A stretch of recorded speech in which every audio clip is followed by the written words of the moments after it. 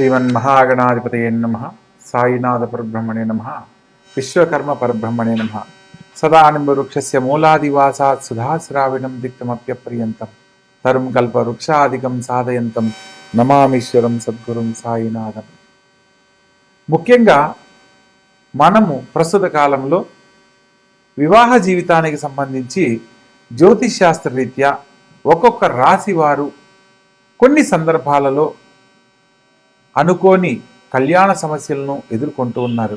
కొందరి జీవితాలలో కళ్యాణం కాలేదని ఒక సమస్య అయితే, కొందరి జీవితాలలో కళ్యాణం అయిన తర్వాత రీక్యాప్ తీసుకోండి.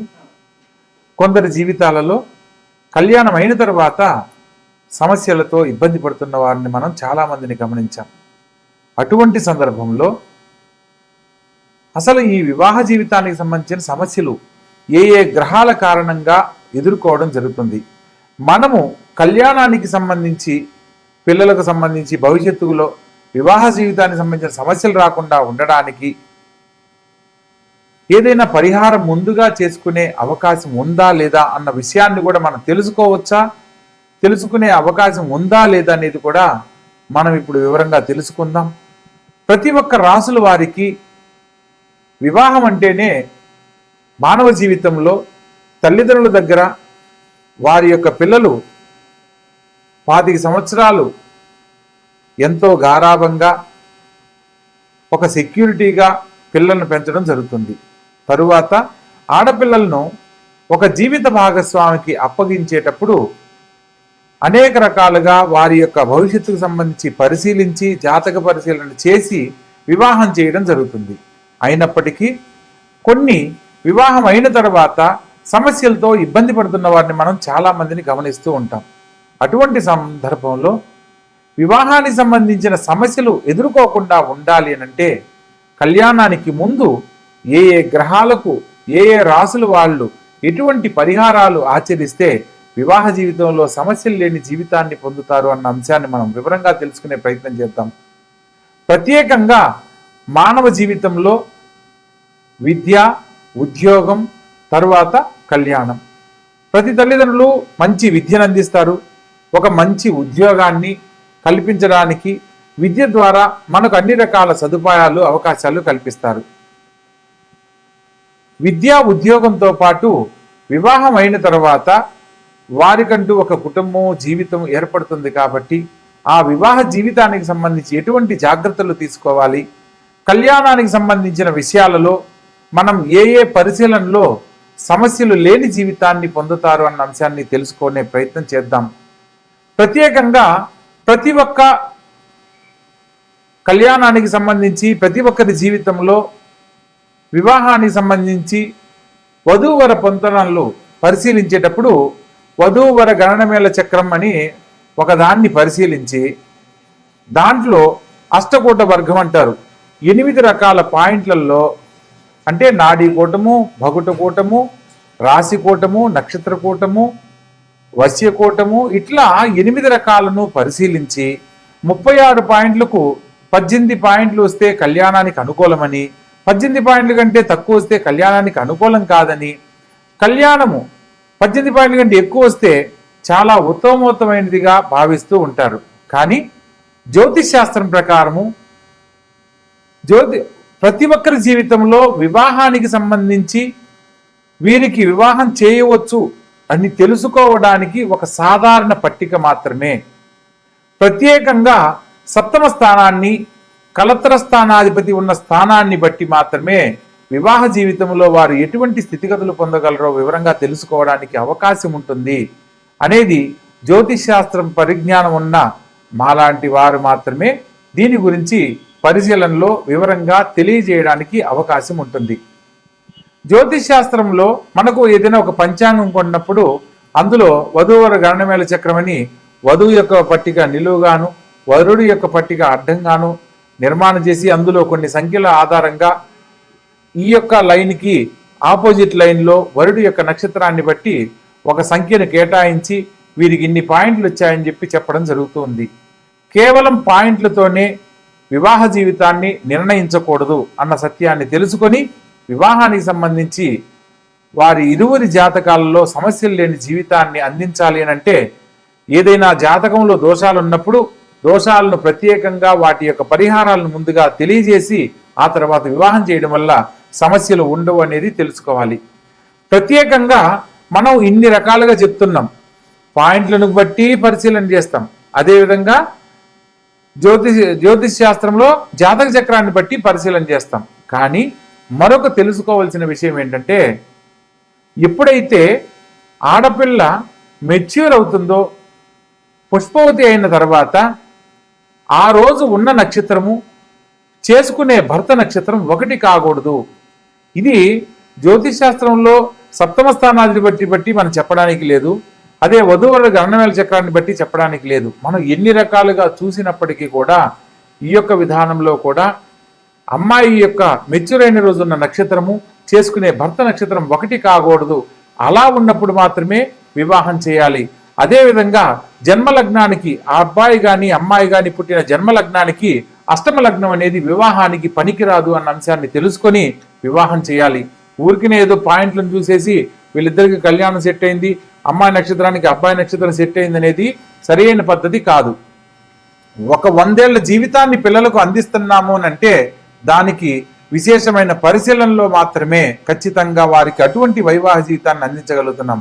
పూర్వకాలంలో కుటుంబంలో జాతకాల రీత్యా ఒక పెద్దవాళ్ళు అటు 7 తరాలు ఇటు 7 తరాలు వాళ్ళ యొక్క వంశాంకురాన్ని పరిశీలన చేసి ఆ ఇంటి పిల్లను కళ్ళు మూసుకొని వివాహం చేసుకొని సుఖ సంతోషాలతో జీవించిన వాళ్ళు ఉన్నారు. ప్రస్తుత కాలంలో 36 పాయింట్లకి 33 పాయింట్లు వచ్చి 3వ రోజు విడిపోయిన వాళ్ళు ఉన్నారు. మా అమ్మాయికి జాతక చక్రం చూసామండి, 36 పాయింట్లకి 33 పాయింట్లు వచ్చాయి, చాలా అద్భుతమైన సంబంధం అని చెప్పి అంటారు. కానీ కరెక్ట్గా ఒక నెల గడిచేసరికి ఏమిటోనండి మంచి సంబంధం అని చెప్పి చేశాము, అబ్బాయి మంచివాడు కాదు, అబ్బాయి వాళ్ళ కుటుంబం మంచిది కాదు, అబ్బాయి వాళ్ళ తల్లిదండ్రులు మంచిది కాదు అని వెంటనే ఇలా మాట్లాడుతూ ఉంటారు. కొందరు తల్లిదండ్రులు అయితే ఎన్ని సంబంధాలు చూసినా పిల్లలకు కుదరట్లేదని సిద్ధాంతం తెలిసిన వారి దగ్గరికి వచ్చి, గురువుగారు ఎలాగైనా మా అమ్మాయికి చాలా అంటే 1.5 సంవత్సరం తర్వాత ఈ సంబంధం వచ్చింది, ఎలాగైనా మీరు ఓకే చేయండి, మా అమ్మాయికి పెళ్లి చేయాలనుకుంటున్నాము అని చెప్పి అంటారు. ఇక్కడ వీళ్ళు తీసుకునే తొందరపాటు నిర్ణయాల వల్ల వాళ్ళకేదో అవమానం జరుగుతుందనో, పెళ్లికి పోయినా మీ అమ్మాయికి ఇంకా పెళ్లి కాలేదని ఎదుటి వాళ్ళు ఎవరు అడుగుతున్నారని కనుక ఆడపిల్లకు పెళ్లి చేస్తే ఆ పాప సమస్యలతో ఇబ్బందికరమైన జీవితాన్నే పొందుతుంది. ఎందుకంటే అక్కడ ఏదో ఒకటి కాదు సంబంధం చేయాల్సింది. ఆ అమ్మాయికి ఒక 100 ఏళ్ల జీవితాన్ని ఇస్తున్నామనంటే 1-10 సార్లు ఆలోచించి చెయ్యాలి.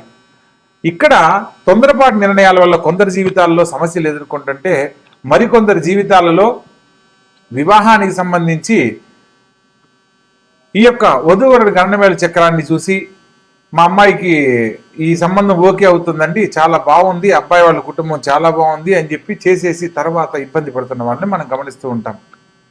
ఇక ఇటువంటి సమస్యలు రాకుండా ఉండడానికి ప్రతి ఒక్కరూ కూడా ఈ యొక్క వీడియో ద్వారా కొన్ని విషయాలు ఒక్కొక్క రాశుల వారిగా తెలుసుకునే అవకాశాన్ని కల్పించాలనే సంకల్పంతో ఈ యొక్క వీడియో చేయడం జరుగుతుంది.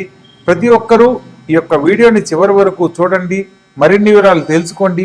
మీకు ఏదన్నా సందేహాలు ఉంటే కామెంట్ రూపంలో తెలియజేయండి, వాటి మీద కూడా మరిన్ని వీడియోలు చేయడం జరుగుతుంది. ప్రతి ఒక్కరి జీవితంలో ఆనందకరమైన జీవితాన్ని వివాహ జీవితం ద్వారా అందించాలనే మా యొక్క ఈ ప్రయత్నంలో చూసిన ప్రతి ఒక్కరూ కూడా దీన్ని తెలుసుకొని మరికొందరికి తెలియజేసే ప్రయత్నం చేయండి. ఇక ఒక్కొక్క రాశుల వారిగా మనం వివరంగా తెలుసుకుందాం.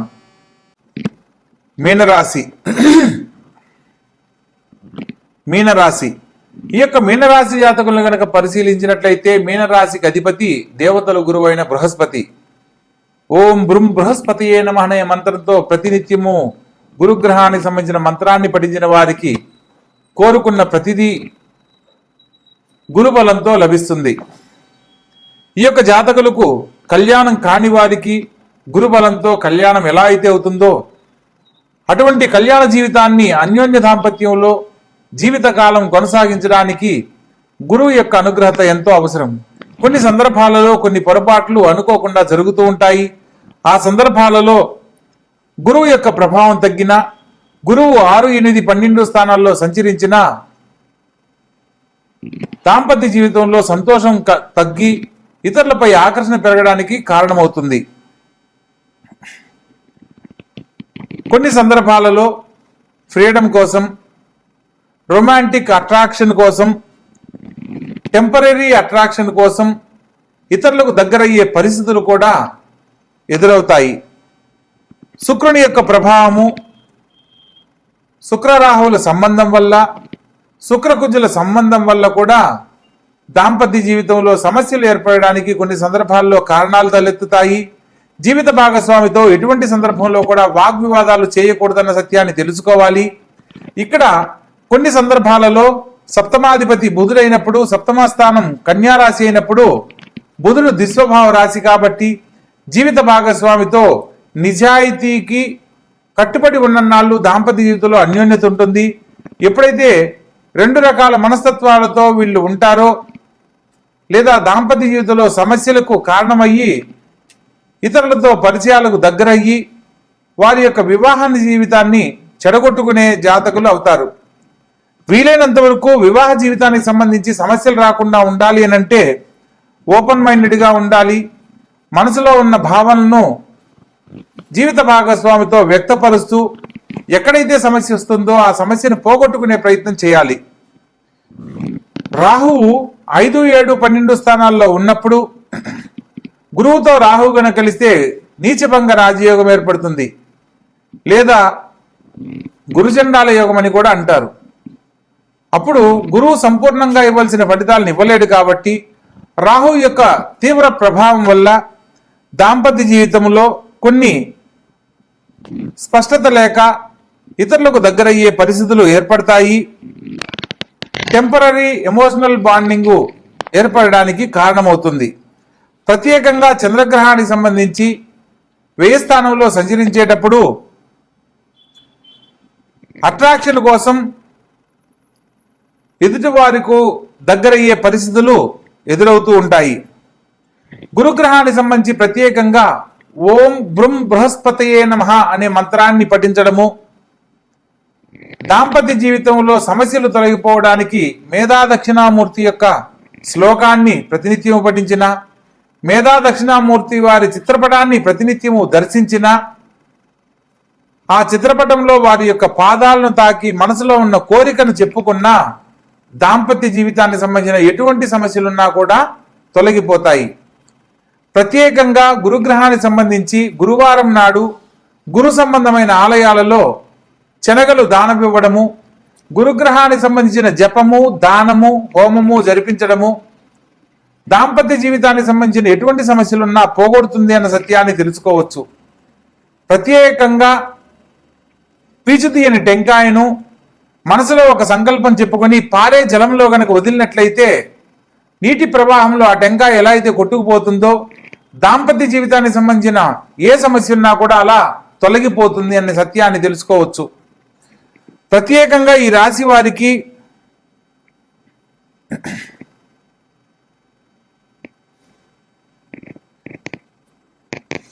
ఎమోషనల్గా ఇన్స్టెబిలిటీ అనేది ఉంటుంది. వారి యొక్క ఆలోచన విధానం మారకుండా అన్యోన్య దాంపత్యం వైపు కొనసాగేలా గురుగ్రహ దర్శనం అనేది దంపతి సమేతంగా దర్శించాలి. వేప చెట్టు, రావి చెట్టు కలిసి ఉన్న చోట శనివారం నాడు సంధ్యా సమయంలో ప్రదక్షిణ చేస్తూ ఆవ నూనెతో దీపం వెలిగించి అన్యోన్య దాంపత్యం కొరకు ప్రయత్నం కనుక చేసినట్లయితే దాంపత్య జీవితంలో ఉన్న అపనమ్మకాలు తొలగిపోతాయి. ప్రతి ఒక్కరి జీవితంలో అనుమానాలు, అపనమ్మకాల వల్ల మాత్రమే సమస్యలు తలెత్తుతున్నాయి. ప్రస్తుతం ఉన్న కాలంలో ఈ ఫోన్ల వల్ల, చుట్టూతో ఉన్న పరిసరాలను బట్టి, కొన్ని సందర్భాలలో నిజం చెప్పలేక చెప్పే అబద్ధాల వల్ల దాంపత్య జీవితంలో సమస్యలు తలెత్తుతున్నాయి. కాబట్టి ఈ రాశి వారికి గురుబలం సంపూర్ణంగా ఉండడానికి చేసే ప్రయత్నాలలో దైవఫలాన్ని అనుసరించి ఉన్నతమైన ఆనందకరమైన జీవితాన్ని వైవాహిక జీవితంలో పొందడానికి అవకాశం ఉంటుంది. కాబట్టి తెలుసుకున్న విధానంలో గురుగ్రహాన్ని ఆరాధించండి. జాతకరీత్యా దోషాలను పోగొట్టుకుని గురుబలంతో అన్యోన్య దాంపత్యంలో హాయిగా వర్ధిల్లండి. శుభం భూయాత్.